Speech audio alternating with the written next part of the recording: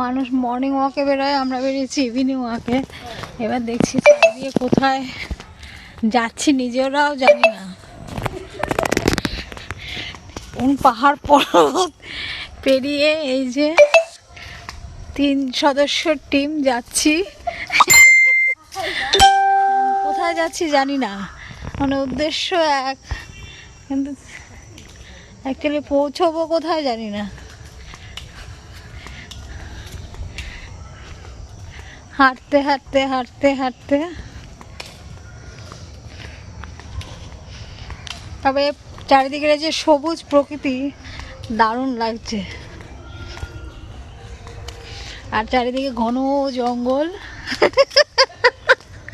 এই যে চতুর্দিকে জঙ্গল চারিদিকে। বাবা, অবশেষে পৌঁছে গেলাম।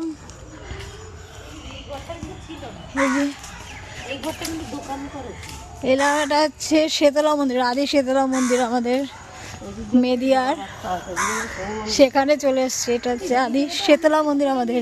হ্যাঁ হ্যাঁ, চাটা দোকান সকালের দিকে নাকি?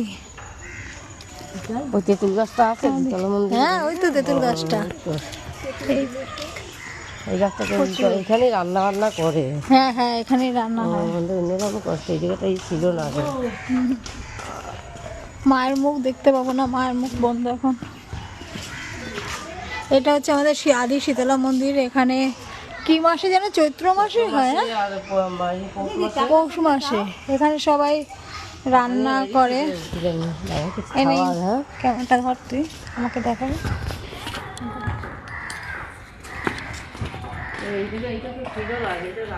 মন্দিরে এসে ঠাকুর দর্শন তো পেলাম না, তাই ঠাকুর দিয়ে গেলাম।